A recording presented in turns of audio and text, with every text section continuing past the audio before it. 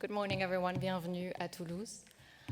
So to begin the day, we're going to talk about the independence of our sources and the trust we can place in them. As science journalists, we want sources that we can trust. We want sources that can give us an overview of the scientific consensus on an issue at a particular point in time. And the European Union's regulatory agencies seem like a very good place to seek that kind of input. They can tell us whether the products that are in our food chain, our chemicals, our medicines, are safe to use and are going to harm the environment or not.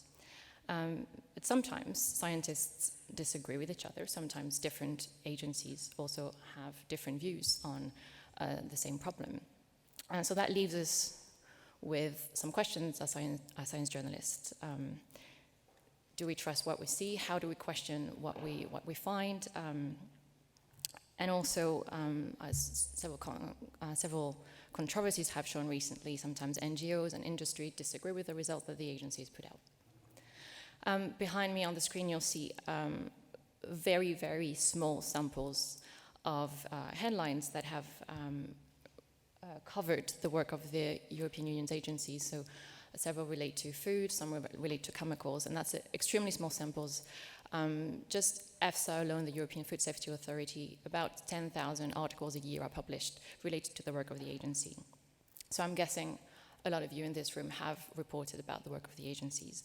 And today we're going to discuss whether we can trust the agency's scientific evaluations and what we can do as journalists to cover their work fairly and thoughtfully. To do this, I have on this side Bernhard, the director of the European Food Safety Authority. He's flown all the way from Parma, Italy. I'm told that was a 10-hour journey, so thank you for being with us. You trained as a veterinarian, and you've worked as a civil servant for several years, first in your home country, Austria, and at EFSA since 2012. On your side is Sofie Vanthournout. You're the director of Sense About Science EU, based in Brussels. Sense About Science is an NGO that monitors the use and abuse of scientific evidence in policy, and Sofie focuses on the EU policy side of this. On this side, I have Stéphane Foucart. You're a journalist for Le Monde in Paris. Le Monde is obviously one of the most important newspapers in France, and you've reported extensively about the work of the agencies. You've also criticized the agency's procedures over the years. And then to the far end is Martin Pigeon. You're a researcher and campaigner at Corporate Europe Observatory in Brussels. So Corporate Europe Observatory is an NGO that studies and challenges the influence of corporations on the European Union's policies. So to start the conversation, I'm going to go into discussion straight away. I'm going to ask all of our panelists the same question, which is a bit of a coarse question, but I hope it will yield some insights that we can build on for the discussion. So my first question is, can we trust the European Union's agencies' evaluations? Yes or no, and why or why not? And I let Mr. Director answer this first. You have 3 minutes, and I'll time you. Thank you very much, and a warm good morning also from my side. It's a privilege to be here and to represent the European Food Safety Authority here as a proxy for the agencies. And you can imagine answering to this question that I have a bias when the question is, can we trust European regulatory agencies? My answer would be yes. But why would it be yes? Obviously, trust is a delicate currency today, and it's nothing for given. But if we look at our regular life, if we talk about a physician, what would be the elements that we trust a physician? And we would base this on two pillars. One is competence and the other one is character. That are, I think, ingredients for trust in everyday life. And if we want to transpose this on an organization like EFSA, we would say, why can you trust EFSA? Basically, it is built as a public organization. It is built to pursue the public interest. It's financed by the European taxpayer. There's no second loyalty, there's no second interest, because we are civil servants created after the big BSE crisis as a learning that risk assessment should be as independent as possible and should be financed by the public budget. And that's what we do as civil servants at EFSA. We are the guardians of the methodology, we are the guardians of the data we use, And from this starting point, a rather, I would say, factual, evidence-based starting point, the only thing we pursue is the public interest. The second thing is that we pursue excellence in science. So we try to be at the front of scientific developments, which is a challenging task because we are a small organization. We are only about 500 people. And just to give a few examples where we think we really contribute to the advancement of science is in bee health, is in cumulative exposure to chemicals, is about expressing uncertainty, for example, in risk assessment, where EFSA has, I would say, a global leading role, how uncertainty in risk assessment can be expressed properly. So that's one point. That's why we are there, the raison d'être, and our excellence in science. The second one is transparency. And now we come to character. What we do is as transparent as possible, and I'm sure we will discuss whether we can publish all data we use. We cannot publish all data we use for the moment, but we are as transparent as possible. You will find almost everything we do on our website, and we have open meetings, and we have public consultations, we have focus groups, we have stakeholder engagement, which I think is also quite a good example for a European agency. So engagement with civil society would be another element where we would say character counts. How much can we anchor science in the civil society? How can we make civil society contribute to the endeavor of science with crowdsourcing, with citizen scientist endeavors, with public consultations? It's a tricky question, but we are experimenting here, and I think also here EFSA is quite on the leading front. And all this, if you look at food safety in Europe, has led over the 15 years to, I think, a situation, not being perfect, but a situation, food safety in Europe, which is also on a global basis on a leading front. And that's not only because of EFSA, obviously, it's the member states, it's industry, it's research, but I think what we have in Europe should not make us completely disappointed. And my last argument when we come to trust and why EFSA is often so much criticized, I think we are, as EFSA, when it's about food, an extremely emotional topic, we are also at the fringe of a much bigger societal debate. It's about the influence of big corporations on our whole life, I would say. It's about the way food is produced in Europe. It's about the way agriculture is organized in Europe, if you think on the glyphosate debate. And I think there we are tracked as scientists into a discussion which should be framed differently. It's a societal, it's a political discussion. It's not a scientific question how we should produce food in Europe. And for me, it would be very important to separate these two topics. The science topic, the science arena, and the political arena to decide in a democratic process how food production should be organized in Europe. Thank you. Thank you. I am asking Stéphane to answer the same question. You also have 3 minutes. Thank you very much. So good morning. What I would answer to this question, the short answer is no, of course. First of all, because as a science journalist, I think we should not trust anyone, including our colleagues, including NGOs. And the main reason is not about European agencies or American agencies or any kind of other agencies, but about regulatory science itself. And I think the main question we should ask is whether regulatory science is something analog to academic science. And in my view, the answer is no, for many reasons. And these reasons have been illustrated recently by the glyphosate controversy. Because when you ask a panel of 17 experts gathered by the IARC, the International Agency for Research on Cancer, to give an opinion on the carcinogenicity of glyphosate based upon the open literature, open peer-reviewed literature, the answer is yes, probably. It's a likely carcinogen for human. And if you ask the same question to regulatory agencies, and not only the EFSA, but also the ECHA, but also the EPA, but also other regulatory agencies over the world, the answer is no. And so there is a problem here. which is not a problem that can be addressed by conflicting risk assessment versus hazard assessment. It's a narrative that we hear a lot these days, that there is no real debate, it's only a matter of risk and hazard. This is a fallacy, this is false. There is a very profound controversy and disagreement between the IARC and the rest of the regulatory agency over very basic properties of glyphosate, such as genotoxicity, which is not normally very complicated to assess. And this illustrates the fact, in my opinion, that science is something transparent.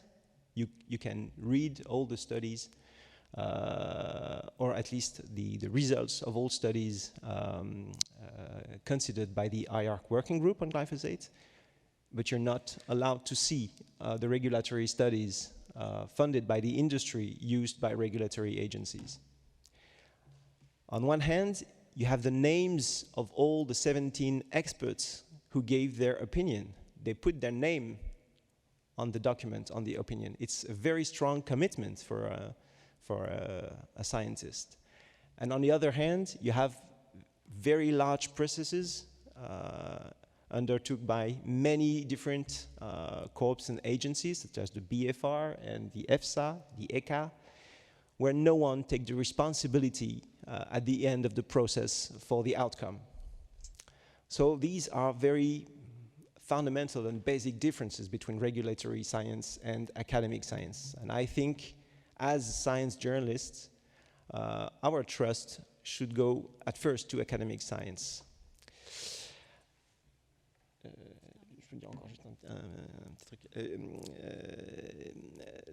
The regulatory science issue, in my opinion, is also not something about pressure, lobbying. It's not because people working in the agencies are mean or corrupted or whatever you think they are. It's because they just here to mainly to apply the strict rules of regulations, and the regulation then does not reflect the real world. So when you apply a set of strict rules that are not depicting what happens in the real world, well, bad things can happen. And we can notice these things happening now. Just to remind a few facts, the human sperm concentration dropped by 50% in the course of the last 40 years. And last autumn, we learned that there are very good evidences that we lost something like 75 to 80% of all flying insect biomass in Western Europe landscapes. So these are very, very strong events. And these events may be the evidence that things, chemicals, compounds, or new technologies entered the market, and then they should not have entered the market. Thank you. Thank you. I should mention that mentioning different agencies, so we mentioned the Chemicals Agency and the International Agency for Research on Cancer from the WHO. So we don't pretend to represent every agency. We're not asking Mr. Ohl to represent every single agency, and we're aware that there are differences between all of these. So I'm going to ask Sofie the same question as everyone. Can we trust the agency, yes or no, and why or why not? Well, I don't believe in blind trust. I don't. If anyone wants me to trust them, they will need to show they're trustworthy. And that usually means that they are open for scrutiny. If we look at, for instance, banking, but also other domains, we've seen that procedures that used to work can very quickly become procedures that don't work anymore when they're left unscrutinized.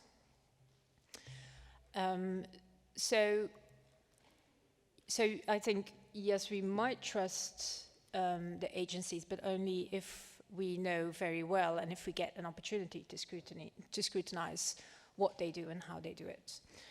And there are 3 elements needed for that. And actually, I do want to add, before I explain a bit further, that Sense About Science doesn't only look at how evidence is used in policy. We look at public debates in general, and we represent citizens in that. So what I'm saying very much starts from there. How can citizens know what's going on? And how can we make sure that citizens needs and rights are represented in this. So there are 3 elements needed, I think, for that scrutiny. One has been mentioned already, transparency. And I agree that the agency's procedures are actually quite transparent and that they're making huge efforts to be transparent. The thing is with transparency, it's not just about putting all of your data on the internet or having open meetings. You also need the information to be easily findable, and that is already sometimes hard for anyone who is not very familiar with policy. And then the tricky one, it needs to be understandable. And EU policy is complex to begin with for things like safety assessments, and comitology comes in, and a lot of very complex procedures. And even for me, who kind of specializes in EU policy, I don't always understand how decisions were made. So basically, for citizens, it's a black box. Even if there is a form of transparency, it's still for them a black box. They don't know how decisions have been made. So it's a difficult task, that one, but I'm sure there's room for improvement. And we definitely need to keep working on making sure that that black box disappears. Then the second element is democratic accountability. And that actually goes back to something that Stéphane just said. Yes, the agencies only follow the rules and are a bit limited by that. So it's very important that Parliament and citizens get an opportunity to scrutinize the work of the agencies and the procedures that they use. And may I say, obviously, journalists play a very important intermediary role in that. So I actually am very happy with that special committee that has been set up now in the European Parliament to look at the authorization procedures for pesticides, because that is a first step towards more scrutiny, more democratic scrutiny. And then a third element, and the most important when it comes to our vision and our focus, is an open and honest dialogue with the public. How can you expect citizens to trust you if you don't trust them? And I do dare to claim that the research community and the policy community doesn't trust citizens anymore. There's a certain paranoia towards citizens, that citizens can't understand the complexities, that you can't trust them with things like uncertainties and trade-offs and risks, because they won't understand and they will misinterpret it. And they will draw wrong conclusions. And actually the whole post-truth debate made it worse. So what we're seeing now is that all communication, both from researchers and policy, is becoming more polished and becomes a bit of a good news show. And nobody believes that. So it became less and less credible in the process. And that's certainly something where we want to help and where we want to encourage as well, as Sense About Science, that there is an actual discussion and a nuanced discussion about risk assessments. Okay, we're going to need to go into more detail into lots of issues that you've both brought up, as the three of you have brought up. So just want to ask Martin the question before we do that. Yes, thank you. Good morning, and thank you very much for this invitation. 3 minutes is really short to summarize 8-9 years of work, as far as I'm concerned. I'm also with a bit of a bias here, because I've been working on this, on the topic of the independence and transparency policies of the European Food Safety Authority for, since about 2010. To answer the question, yes or no, I don't like these questions. Not enough would be my answer.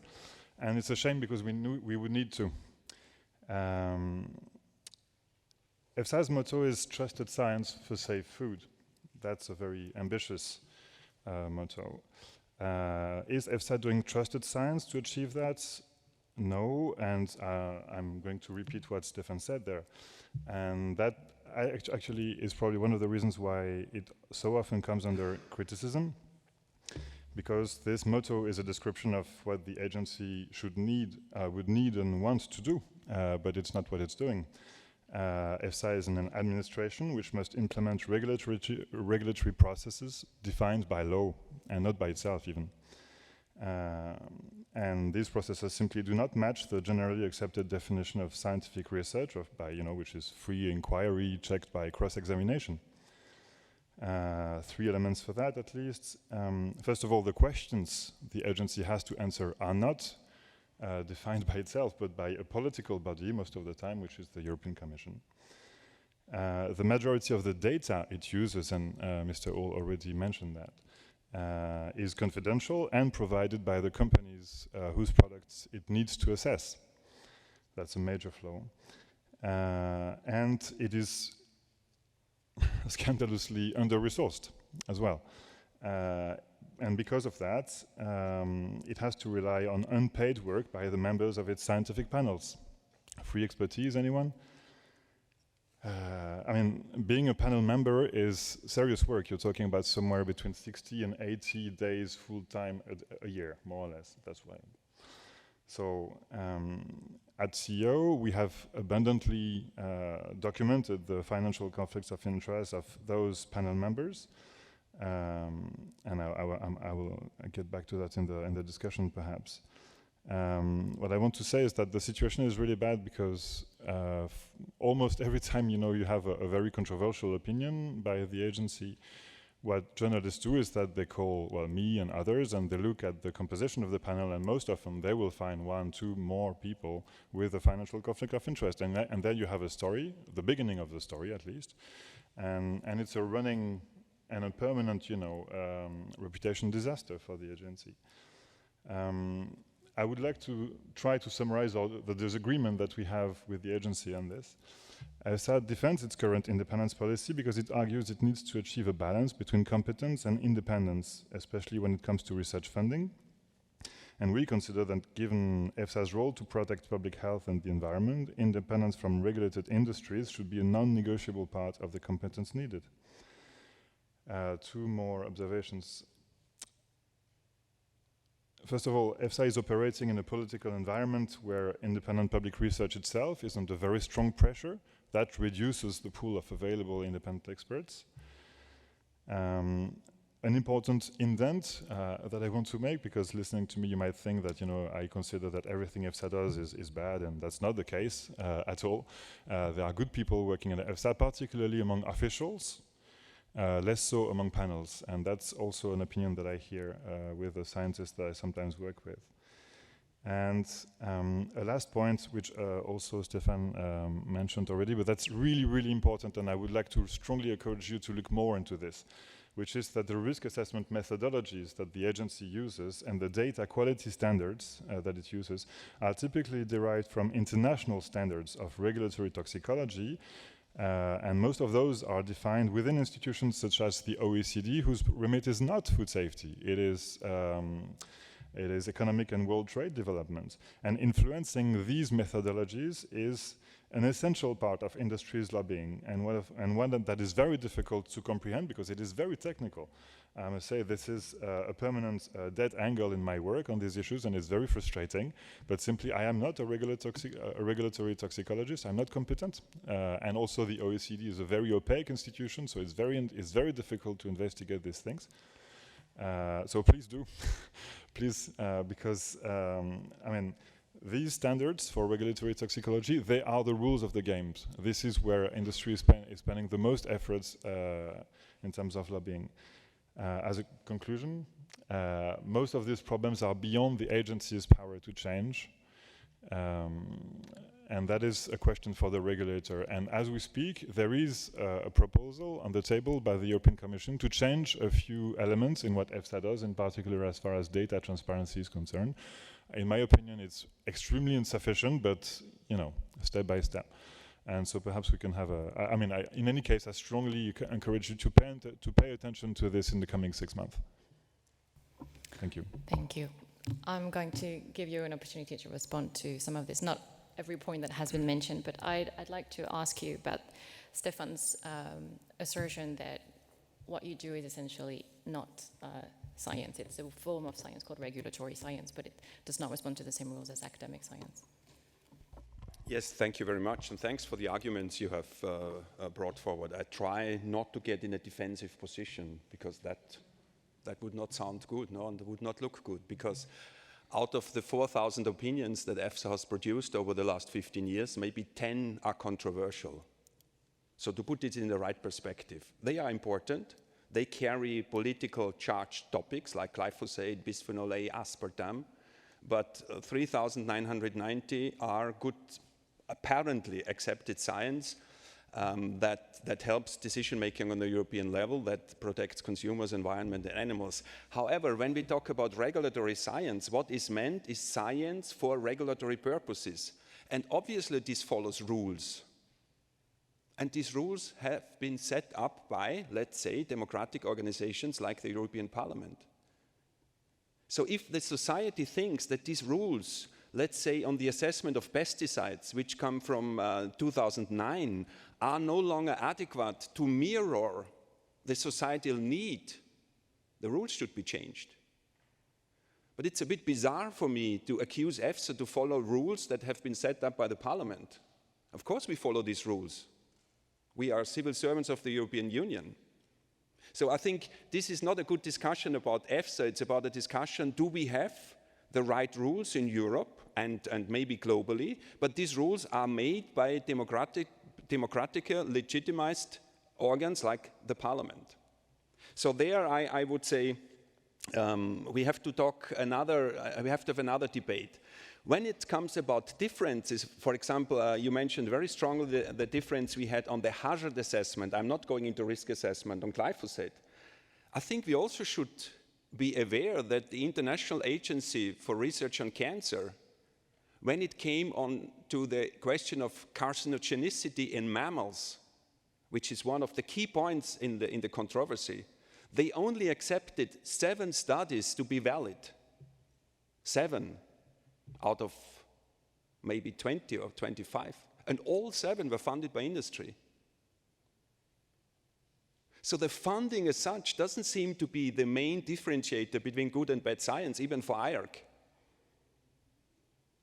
The question is the study perceived? Is it organized in the proper way? And there OECD comes in, yes. And then we can question, is OECD representing society? So the design of the studies is done by OECD. The execution of studies is done by research organizations. Are they audited enough? I think they could be audited more. And the interpretation of the studies is done by scientists in EFSA.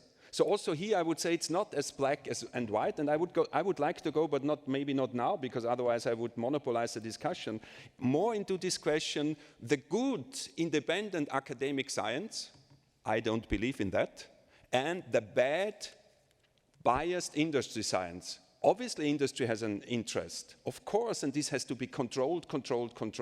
But this dichotomy to say bad industry science and the good independent white academic science, I don't believe in that. Thank you. We clearly don't agree across the panel about most of the detailed points, but I think one thing we can agree on is that the independence of the agency can be strengthened, the transparency can be strengthened. And the reform process that is ongoing now is actually aiming to do that in many ways. It's giving EFSA more money to do its job so that they can have more staff in-house to do more of the scientific work. So I'd like to ask you, again, each of you, one question, which is what can we do to support that process to help make the agency's work more independent, more trustworthy? And I'm going to start the other way around with Martin. If you can just pick one thing you can do tomorrow if you had a magic wand. I don't believe in magic, sorry. 5 points, very quick. First of all, a rigorous independence policy. There's no point in rehiring people who've been already shown for having conflicts of interest, financial ones. Data transparency, enabling external scientists to test the agency's work, because that's the main difference between regulatory science and academic science, is that regulatory science is opaque and is very difficult to double check. I agree there. More resources to pay experts and in-house capacity at EFSA, but also more broadly, and that's a political question, and this I am very happy that Mr. Uhl is pointing to the political dimension of it, because not everything is down to procedures here. Invest more in public research into food safety that is strictly independent from the food industry, and that would include remove the perverse incentives in research policy that force scientists to find external funding to be able to do research at all. And the last point is, and that's very important, to remove the generation of regulatory data from industry's hands while keeping them pay for the cost of the evaluation. Okay, so you packed 5 into one very short answer. I'd like to ask Sofie Vanthournout the same question. It's clear the agencies are under-resourced, so they could use extra funding, and not just for more research, more researchers, but definitely the communication side needs to be strengthened. Thank you. Stéphane? Well, I would say that industry should not be allowed to commission or perform by itself the regulatory testing that are going to be used in regulatory assessment. They should pay for it. They should give money to the EFSA, for example, or the ECHA, and then the EFSA or the ECHA decides what to do with this money, who they're going to commission to perform the study. And also, this is a very important point in my opinion, the firms, the industry, should not be allowed to perform the statistical analysis of its own testings. I think it's a key point. And this should be the work of civil servants or independent scientists. Okay. How much of this is realistic? How much of this wish list could you actually make true? Well, the last point that Stéphane mentioned is reality. Obviously, we are doing our own statistics because we have the raw data. We never rely on the statistics done by industry, and we often contradict industry. They have an outcome of a study, but we redo the analysis and we say, sorry, we're not believing you. And the best example is glyphosate. We were not agreeing with industry that an acute reference dose is not needed. We said, yes, one is needed. So that's already reality. But of course, I very much agree on what all my colleagues have said on the sourcing of EFSA. I mean, EFSA has a budget of 80 million euros. The United States Food and Drug Administration has a budget about $4 to $5 billion. Of course, they have a different remit. We should not compare it one-to-one. So resources is an issue. It's ridiculous how EFSA is resourced. And it's also amazing what this organization, together with the member states, was able to do with this little amount of money. The medical agency in London has 3 times the budget. By the way, paid by industry, so maybe it's not a good example from where the money comes from, but that's another discussion. So what can we do to increase independence? I think sourcing is an important issue. Transparency will be increased with the proposal on the table that Martin mentioned, with the amendment to the General Food Law. So we will be allowed finally to publish the raw data of the studies we use. And it's very good for EFSA. We are the first ones to pursue an open EFSA initiative. So this is a good step forward. The panel system is something of a very fundamental political discussion. Shall EFSA work with panels, and then you are at university scientists, you are with the public research organization scientists, or should EFSA have all the brainware, if you're allowed to say it that way, within EFSA, which the US FDA basically has. But they have about 14,000 staff members. So it's a completely different political setup that Europe has decided to do after the BSE crisis. And there we have, I think you would agree, an extremely stringent policy on independence, but we always come to borderlands when it comes to research funding because of Horizon 2020, because of the next Horizon Europe program, where scientists are forced to have private-public partnerships. Obviously, they do that for their careers. When they come to the door of EFSA, we say, sorry, you're not independent enough. So there also Europe needs a political answer. Okay. I want to talk to the journalists on the panel about what journalists can do faced with this, we can see, very complex situation. It's not like just take a paper and look at the authors and look at maybe some competing papers to try and understand. It's a complex maze of procedures and panels and opinion, etc. So what do you encourage your colleagues in the room to do to scrutinize the decisions and report about them? first thing, I think that any major opinion of an agency should be a matter of investigation. And by investigation, I mean something pretty simple. For example, in the case of bisphenol A, Bernhard talked about earlier, when you see an opinion saying that there is no risk due to bisphenol A for the general population, just have a look at what's published in the literature. It's not difficult, it's not hard. You just have to go through the literature with very simple keywords, and even though you're not able to fully understand every paper, of course you're just a journalist, you can have an idea of what are the main ideas in the relevant scientific community about the matter, and you will see sometimes very sharp and major differences between what's published in the literature and what comes out of the agency's opinion. Same for glyphosate.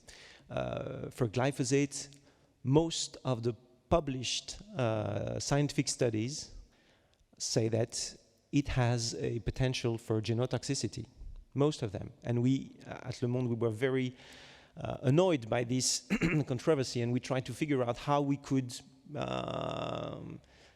have something objective about that. And we gathered a database of hundreds of scientists who published on the matter, who published articles in the peer-reviewed literature about glyphosate genotoxicity. It was something like 450 scientists, and we mailed them this very simple question: in your opinion, is glyphosate genotoxic?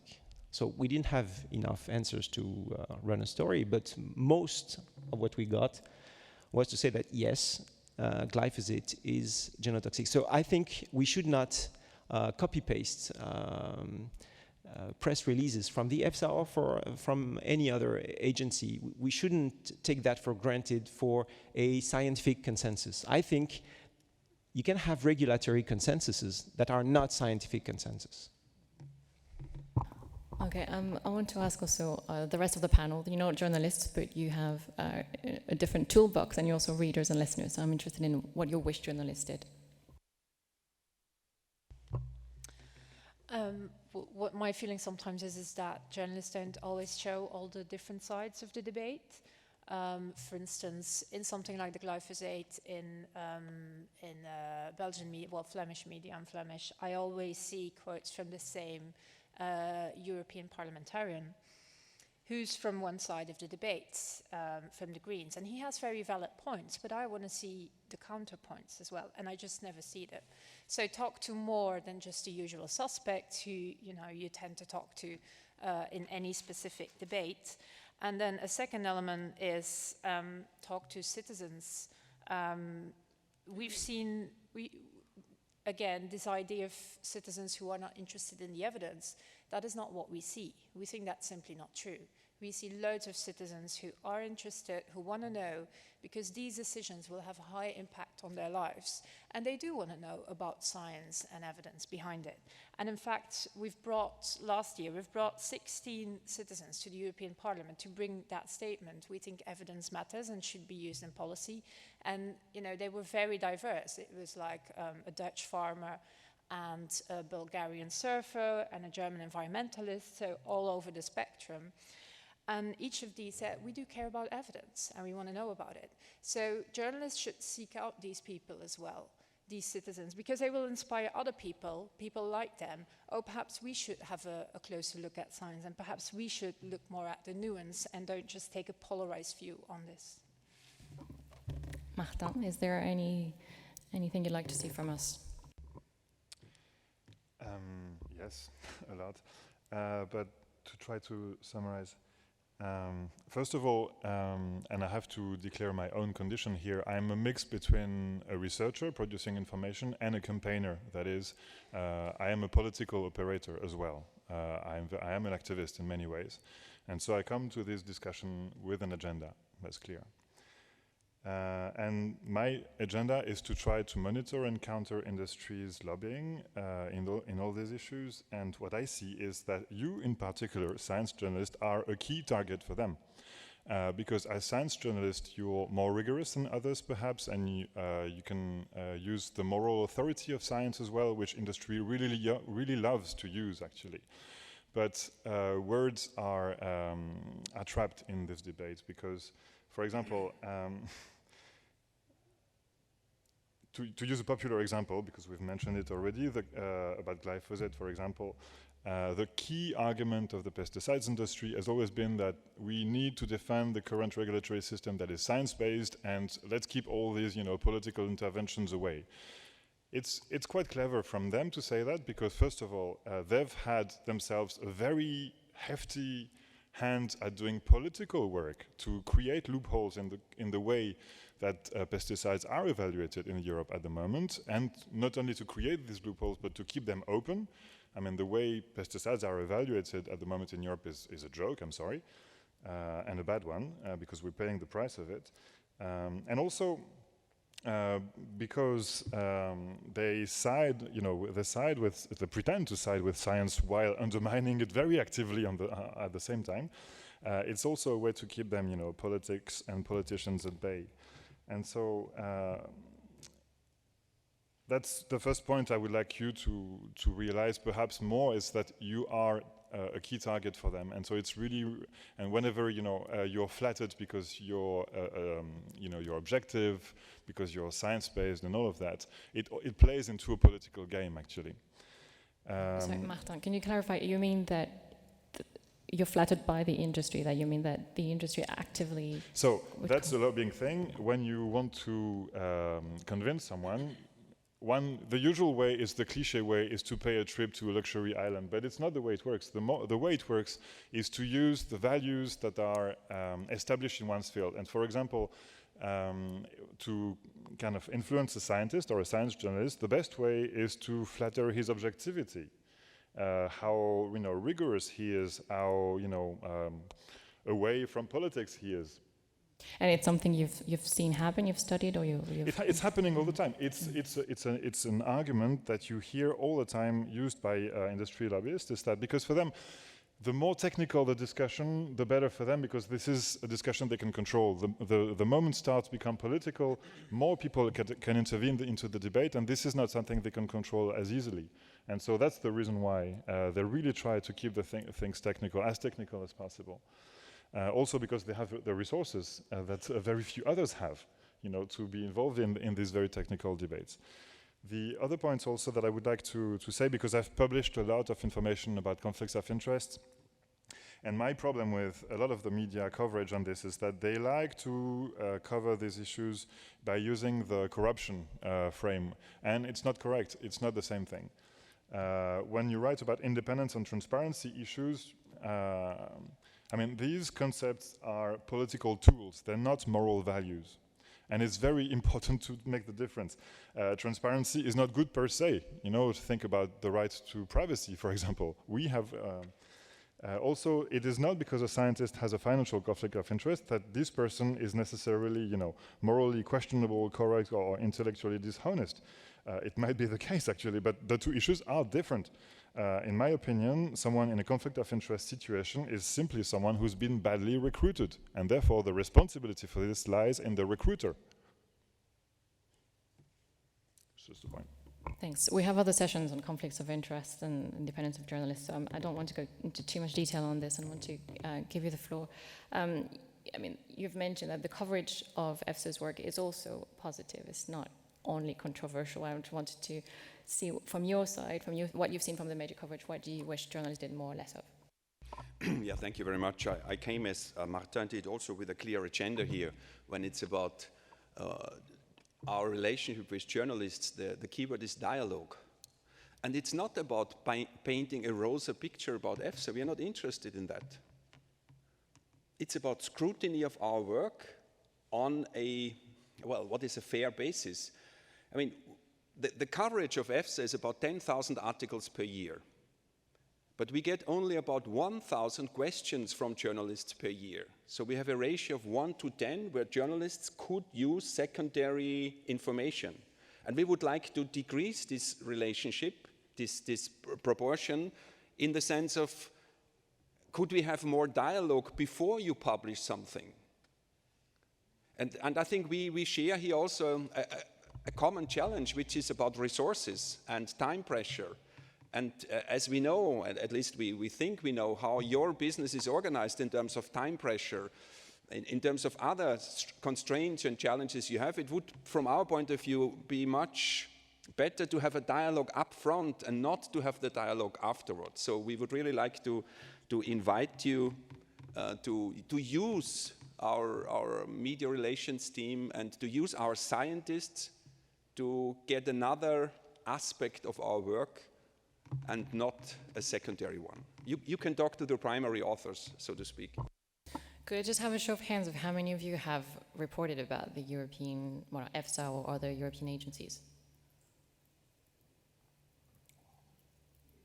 Can you just say boo or something, like, because I can't see you? Okay, quite a fair number. And how many of you have used the EFSA's communication services?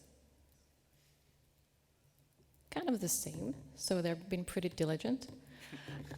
So before opening the floor to you all for questions, I want to give our panelists a chance to ask each other questions.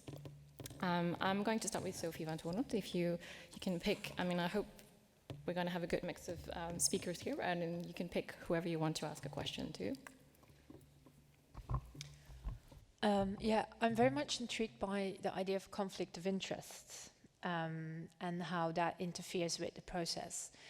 Because I think we all have a bias, right? We're all people, we're all humans. And whether it's a bias that has been caused by someone else or whether, you know, it's an intrinsic bias because we all have our own beliefs and ideologies, it's there. And as far as I can judge it, the scientific method has been set up to remove that bias. We have things like double-blind testing, we have statistics, we have peer review, we have systematic review, and all of that is there with the main reason to remove that personal bias.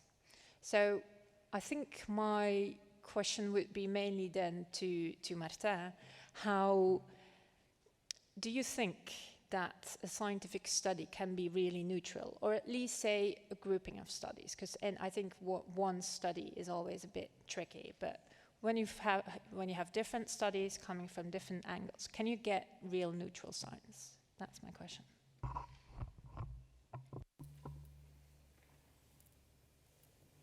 Martin? Well, of course we're all biased. The thing is, where do we work and what do we do? The thing is that the majority of the workload of EFSA is to deal with the assessment of products by regulated industries. And so by law, and I think by morals as well, but that's a personal opinion here, EFSA should be independent from the regulated companies that it is, whose product it is evaluating. And I want to make a clear distinction here, because there is a difference between, in my opinion, between a conflict of interest and a bias. A bias is just, you know, a bias. A conflict of interest is to be put in a situation where doing your work is impossible. So a conflict of interest is a particular situation. You're biased in your work, you have a conflict of interest in your work, and that is important within that framework, but that is irrelevant in another setting. And so that's the reason for why I think that experts at EFSA should be independent from the companies whose products they are evaluating. And by independence, I want also to make a strong point here, that it has to be measurable. What I mean is that if we are, you know, independence, if the consequence of an independence policy is to prevent someone from being appointed on a panel, that is a very big decision. That is a big infringement on someone's political right, actually. And so you really want to be this decision to be as evidence-based as you can. Otherwise, we enter into the very dangerous field of policing people's opinion, and that's a no-go. And this is exactly what's happening with Trump at the with the Trump administration in the US at the moment, where you see regulatory experts basically being silenced, and industries applauding and calling it all science-based. On the question whether science studies and reviews can be neutral. Yeah, well, for me, you already answered this particular question, because, as you said, the scientific methodology has been established to try to remove this bias. Neutral, I don't know. I don't think that exists in that sense, in the sense that any inquiry, any scientific research starts with a question, and the reasons why you're asking this question and not another is a political decision very often. It's a moral decision, it's a cultural decision. That's fine. And this is where, and this is an area where the bias actually is very fine. To go back to what I was saying earlier, ever since we've started discussing with the European Commission actually about EFSA's difficulties, a very recurring point has been the question of the mandates. The mandates are the questions that EFSA has to answer to. The wording of these mandates is absolutely key. It is a key political thing. And at the beginning, our opinion was that it would be good to open the wording of this mandate up to public consultation. And honestly, after a few, first of all, the Commission always froze and never wanted to share this power that they have, which is a very human thing to do. But also, I mean, Sofie, you keep talking about citizens in Brussels, but I don't know of such a thing. What I see there are none. No, they're not in Brussels, but they are out there. That's what I mean. When EFSA is opening its plenary meetings of panels to observers, 94% of them are industry lobbyists because they have the resources and the competence and the interest. And so the problem is that it's all very nice to talk about transparency, but what do you want to do? And industry is very interested in transparency, but process transparency, because that makes their monitoring and influencing easier. Tania, can I ask a very short follow-up question? So I'm a member of the Flemish Ecological Society, the Flemish Society for Ecological Gardening. What if I would apply for EFSA? Because that society wants no pesticides to be used at all. What if I would apply for EFSA? Is that a conflict of interest? And are you looking at those conflicts of interest as well? Are you paid by this society? No, but I have a clear ideological bias, right? Yes, but then I don't think you should be banned from applying to EFSA. But you just said it's not just who's being paid. No, I said it should be material, and the simple fact that you have an opinion, in my opinion, is not enough to ban you from an EFSA panel. And in this case, I strongly disagree with this aspect, actually, of EFSA's independence policy, which tries to be balanced, and that's probably a reflection of my own bias being an NGO, but I don't see why ideological diversity shouldn't be there on the panels. And for example, the current EFSA independence policy is also trying to ban ideological bias, the way I see it. So I think what you mean is the conflict of interest is measurable. I mean, I don't want to go into too much detail because we have separate sessions about this, but I know Stéphane has a... I just wanted to add something about what you said by mixing conflicts of interest and ideological interest. I think it's very misleading to do that because you can get rid of your conflicts of interest, but you cannot get rid of your own opinions. You cannot get rid of yourself. I mean, it's yourself. So everybody has an opinion, but we may assume that these opinions are, isotropically distributed among people, and we should live with that. But you can get rid of your conflicts of interest. Can you keep the microphone and ask one of the panelists a question? I'd like to ask Bernhard, what are the strongest pressures he has to deal with, excluding medias? That's a very easy answer. The strongest pressure I have to deal with is the lack of resources. And that's not now a political correct answer, it's reality. We get so much questions from the Commission, now also recently from the European Parliament, but less so, that basically we are not able to reply to the questions in the time because there are also legal deadlines, and sometimes not even in the scientific breadth it would be needed. I'm not talking now about regulated products, but I'm talking about antimicrobial resistance, animal health, plant health, contaminants. We really have a huge problem in prioritizing our work. We have backlogs because of a lack of resources. That's the biggest problem for the moment. You may keep the mic and ask one of the panelists a question. Yes, I would like to ask a question back to you. because we face the phenomenon which we call cherry picking. And I would like to outline this in 2 or 3 sentences. When we work on glyphosate, we are accused of being corrupt, incompetent, colluding with industry, many, many bad things. If the same system, the same people, the same setup works on neonicotinoids, we are praised because we save the bees. And the same is true, the pesticide system, Marta called it the European system is a joke. But when we work on, let's say, sulfoxaflor, then you can read in Le Monde that EFSA has worked on sulfoxaflor. It's the authority in Europe, and the Commission should immediately act on that.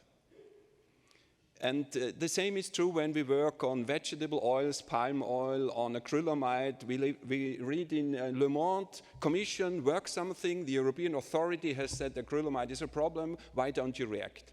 And this is very difficult for us to understand. So what could we do, we agency, to get out of this perceived cherry-picking situation? Well, this is very difficult to respond to a caricature because we never wrote anything like EFSA is corrupted. No, you won't find a single article where the EFSA is described as a corrupt organization. And we didn't write anything saying that Commission should do something because EFSA did something, etc. So, to answer your question about glyphosate and neonicotinoids, I think the bee and neonicotinoids... Sorry, can I just clarify if people haven't followed pesticides recently? The glyphosate was considered safe by the European Food Safety Authority and was renewed for market authorization, whether neonicotinoids for another type of pesticides have been banned after EFSA reviews concluded that it was killing bees. Yeah. So EFSA takes great pride by having said as early as 2012 that there was a problem with neonicotinoids and bee health.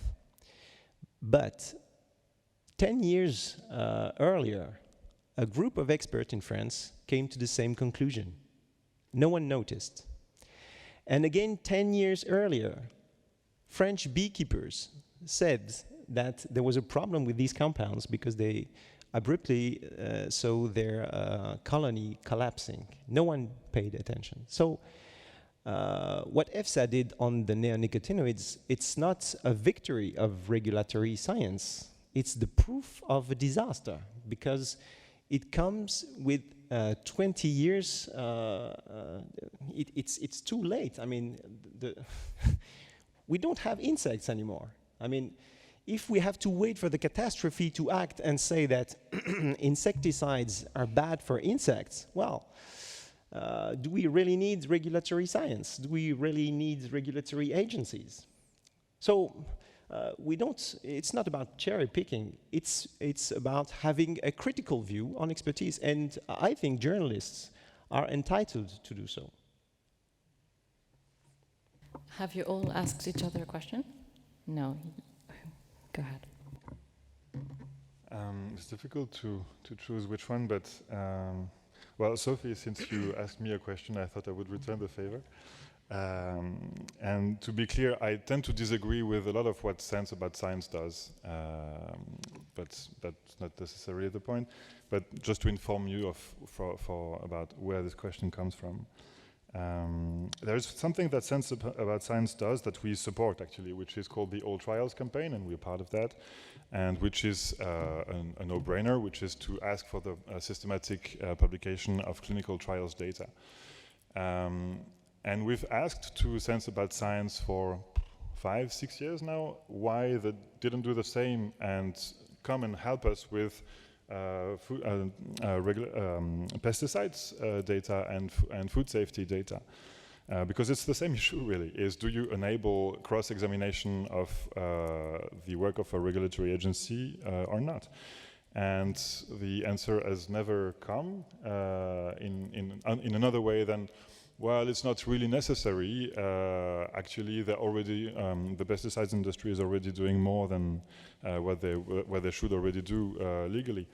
Sofie? So that's the first element. So that's the first question. Can we just stick to one, because I also want our audience to have some time. I'll stick to that then. Thank you. That's a discussion from before I joined, because I wasn't even aware you had been asking that. The thing is, we're also a very small team, and the All Trials campaign is huge. And we, at this point, we just can't do another large campaign like that. So it's a bit a question of resources from our side as well. We also need to find funding for big campaigns like that, which is really, really hard.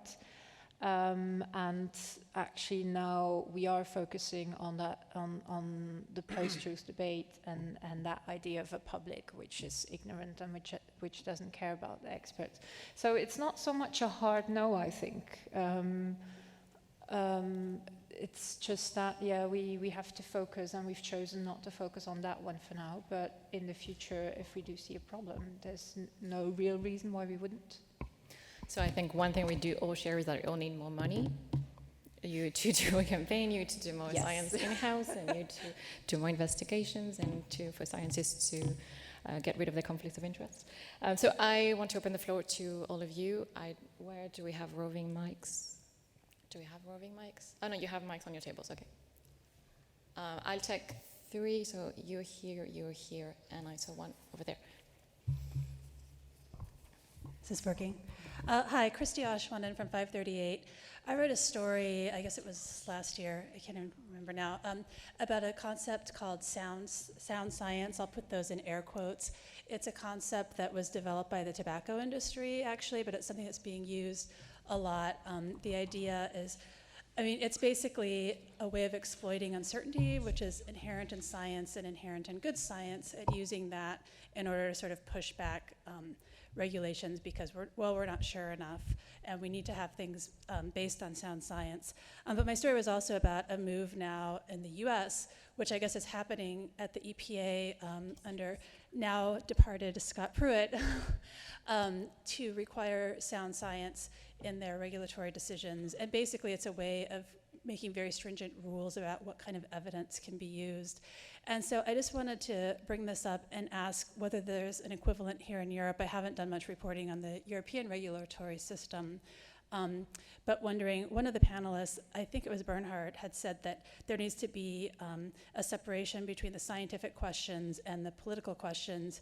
But I guess sort of my question is that really possible? Because at some point you have to make decisions about, first of all, what counts as evidence, right? And that's, Martin really brought this up, that this is a strategy that interest groups will use in sort of saying, well, this doesn't count, or this isn't stringent enough.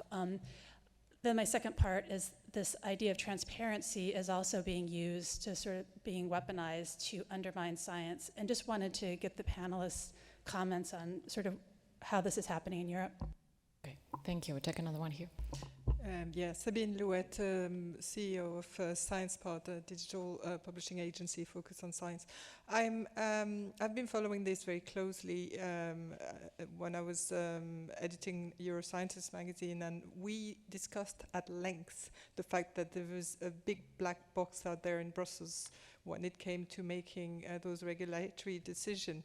Then came along the scientific advisory mechanism, which was introduced by the Commission, I think, a couple of years ago. I wanted to ask the panel whether this SAM mechanism has actually made a difference in bringing in more evidence-based to the final regulatory decision. Thank you. There was a question over there. Yes, you don't have a mic. Yeah, it's coming to you. Can I make a short comment rather than a question? If it's very short, yes. There's a misconception about conflicts of interest and bias.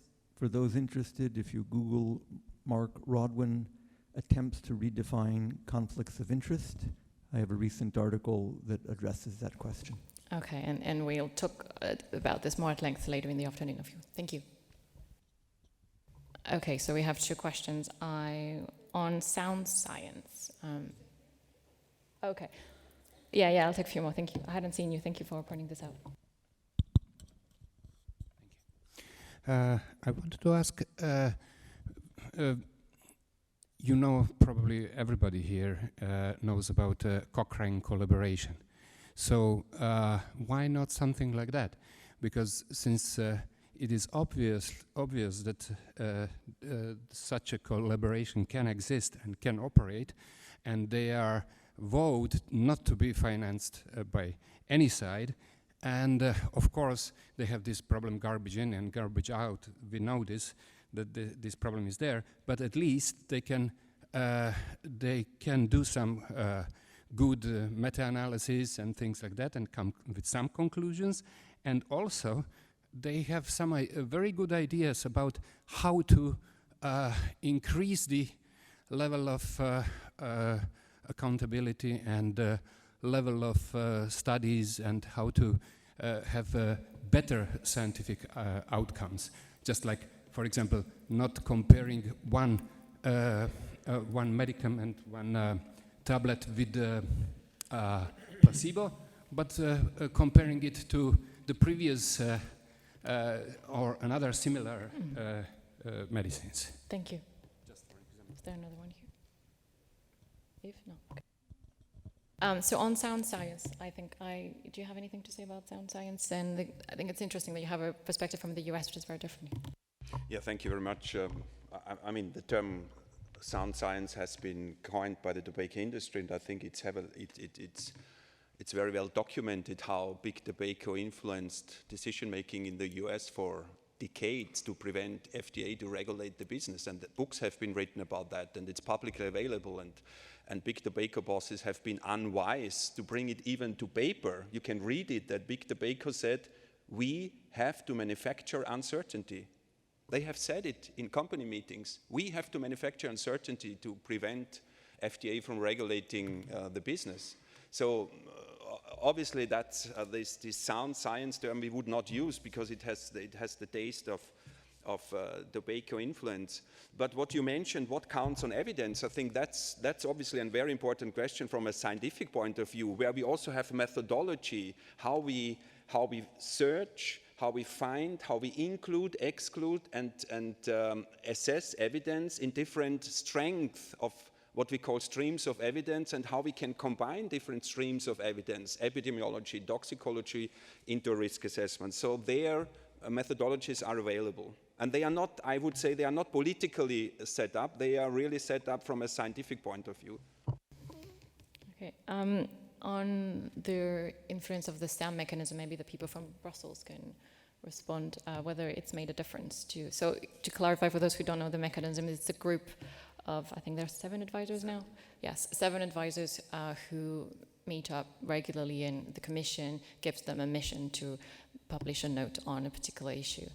Do you want to comment on that? Or? Yeah, I also wanted to answer the question about transparency being weaponized in the US, because it's a super worrying development, and we are very worried it's coming our way. If I may as well, sorry. So yeah, it's just this. If I have understood correctly, the idea that's being pushed by industry in the US is that regulatory agencies wouldn't be able to use any study unless the entire set of raw data has been published. So that is a complete, that is very worrying for me to read, because that tends to be the arguments that I use.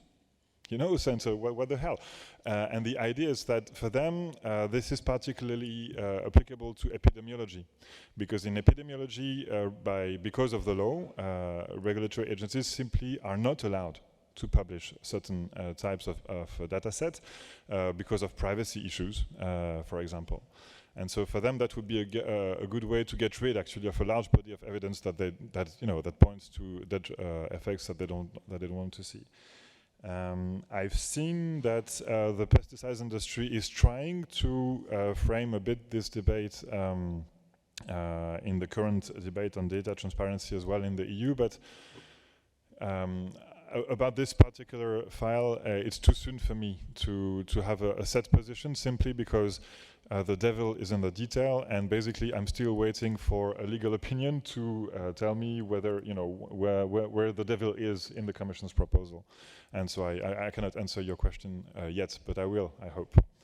And then about the SAM, It's a long story, but I'll keep it short.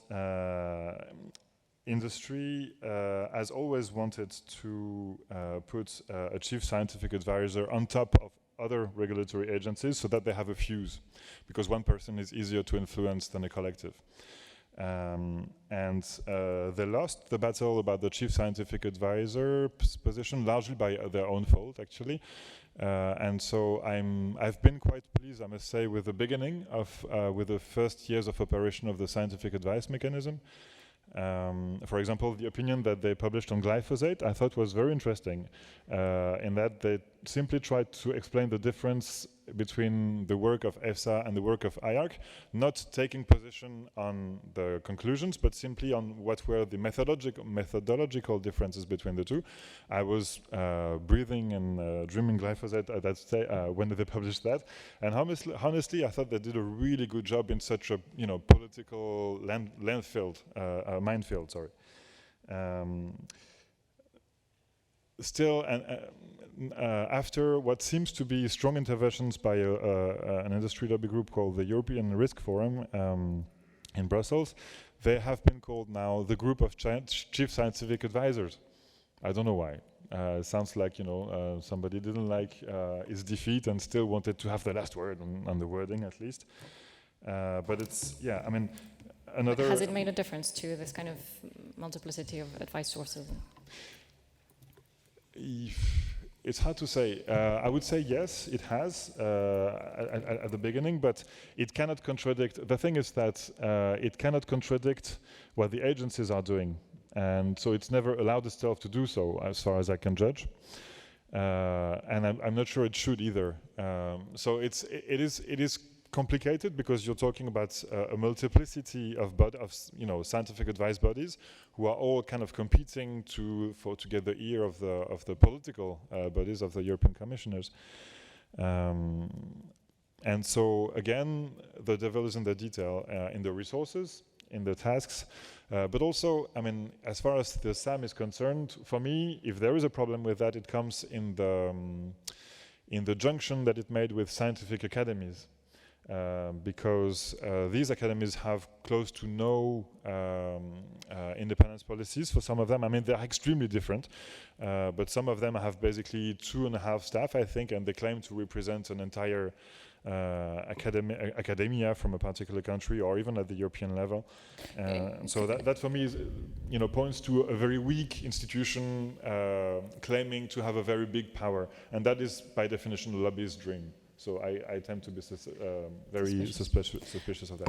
On the Cochrane possibility of applying the Cochrane model of doing systematic reviews for medicine and applying that to other areas of policy, what do you have an opinion on that, Stéphane? First, on the sound science issue that was raised by 538. There are many avatars, in my opinion, of this concept of sound science, and we have this avatar in Europe, in my opinion, with some criteria that are being used by regulatory agency to assess the reliability of toxicological studies. And earlier I talked about the fact that in the peer-reviewed literature you have dozens of studies showing genotoxicity of glyphosate. So one may ask why on what ground all these studies have been excluded from the analysis, or at least why and how they were declared unreliable. And it's very simple. It's by applying criteria of I think it's my understanding of these criteria is the exact translation of the sound science concept. These criteria are called the Klimisch criteria. These are criteria established to assess the reliability in terms of statistical strength, methodological strength of a study. And the result of applying these criteria is that most, I think 99% of the studies published in the peer-reviewed literature have been considered as unreliable by the BFR in its preliminary report on glyphosate. And the funny thing is that the scientist who published in, I think, 1997, the article establishing these criteria, someone called Klimisch, is an employee of BASF, a chemical corporation. So I think this sound science concept has many different forms, and this one may be one of the most efficient form ever invented for sound science. And about what has been said about the Cochrane collaboration, I think it's very difficult to translate these collaboration into the pesticide and chemical realms, because you don't have clinical studies. It's very difficult to make meta-analysis with studies that are very different in terms of protocol design and that kind of stuff. But you have other collaborations in these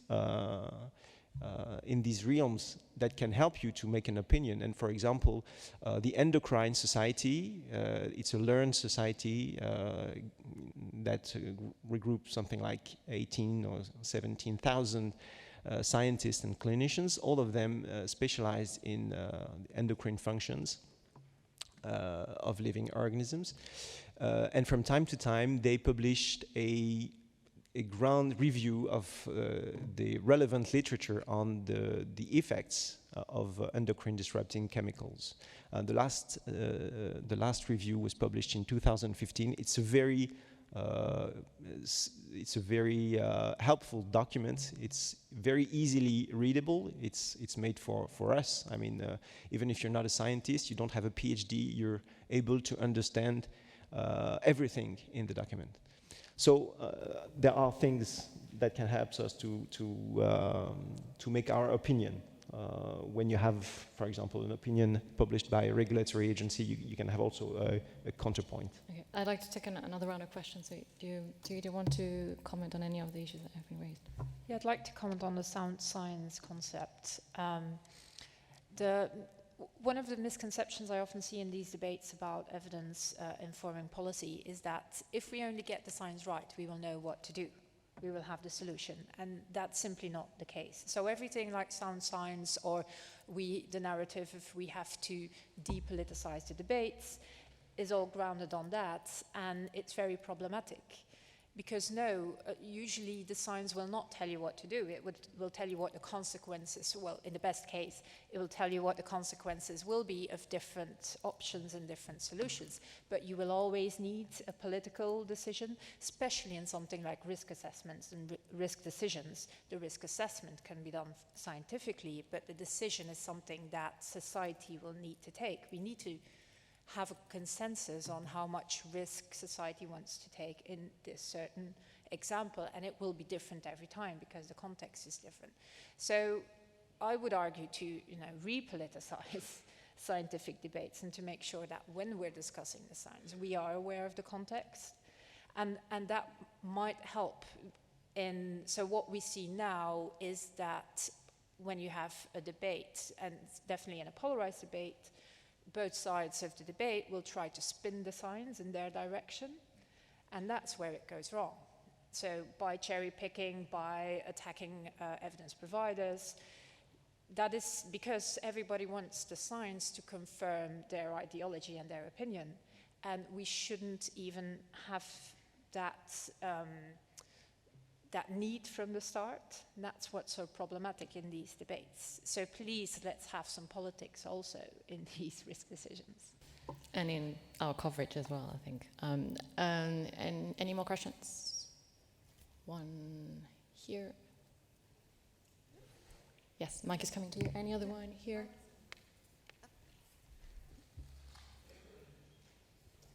Thank you. Ehsan Massoud from Research Europe and the Night Science Journalism Programme.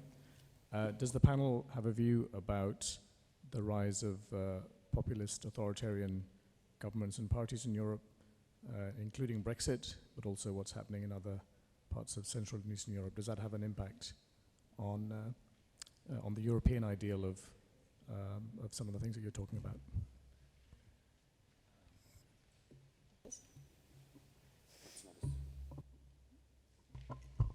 I think it's not basically a scientific question. What we can see, if you look, for example, into the Edelman Trust Barometer, is that they called the year 2017 the crisis in trust. So the trust has gone down to all 4 constituents they monitor: governments, industry, media, and NGOs. So we have a crisis in trust. And what makes me think is that people, when they are polled, they say they have fears because of globalization, because of climate change, because of terrorism, because of migration. That's one thing. And the second thing, they say, in more than 50% of the countries, the majority of people say the system doesn't work anymore. And if you combine the two, the fear and the system doesn't work anymore, I think this is the entry gate for populism, because you can combine fear with a failing system. And for us as scientists, it's a huge challenge in communication. We see that our communication doesn't work anymore. And we can cite here Daniel Kahneman, Nobel Prize laureate, who says, at the end, evidence doesn't count. And if we would have had in glyphosate 100 more studies on carcinogenicity, it wouldn't have counted anymore. Because it's not about evidence. It's about values, and it's about acceptance of risks. And to separate these two discussions, you were pointing also to that. How can we keep one discussion on values? And how can we keep another discussion on science, knowing how the questions are framed influences a lot the outcome of science, but that should be a democratic process. I think there we can try, I think there we could build an alliance to counterbalance the rise of populism. Martin, you wanted to comment on this? Yeah, 2 points. First, just to react to what Bernhard was saying. I slightly disagree in that I don't think evidence doesn't count, but I think everything is in the question. I mean, about this glyphosate scandal, you know, we've spent 2 years and a half arguing about whether glyphosate was giving basically cancer to professional users, really, because that's all the data pointed by ARC was saying, and especially male users. But the European Union never answered that question, because what's used in the real life is Roundup, not glyphosate. If you ask me, who is strongly biased towards environmental protection, I would say that the main problem with glyphosate is the disruption and the fact that this substance kills all plants and most fungi and most bacteria, and the scale at which it is used is a disaster. But this was never part of the discussion. If you force European farmers to use it, to stop using it, but you don't change the terms of trade, while this thing is the most efficient and cheap weed killer on the planet, they're gonna go bust. But again, this wasn't part of the discussion. And so it's really, and I would echo what Sofie was saying earlier, is that if we want to be able to sort the political from the scientific, we have to start with the good political questions. Otherwise, we're not going anywhere. And to try to answer your question, sir, I think I've read a lot of really good papers in the past year, I think, about how deep and problematic the role, the design of social media, and the fact that these tools who are so powerful in the way we exchange information in society now are, you know, addictive by design and reinforce groupthink. And also, I mean, I'm a Twitter addict, for example, and I know very well that Twitter attributes outrage much more than facts, for example. And you get all, and in a way, we are. I mean, in my most pessimist moments, I think that we are in a bit at a comparable moment as post-Gutenberg, yes. Wherein the invention of, you know, the fact that everybody could have a very cheap access to information delivered 1.5 centuries of religious wars.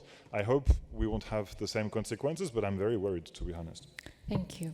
I'm closing in time, so I'm very happy. Unless someone has a very burning question, I want to thank our panel. We hopefully can gather together in a year at the next World Conference of Science Journalism in Lausanne and talk about all the reforms that EFSA will have undergone and see what has changed. And I hope we can continue to discuss some of the issues we've raised in the coming sessions. Thank you very much, and we're breaking.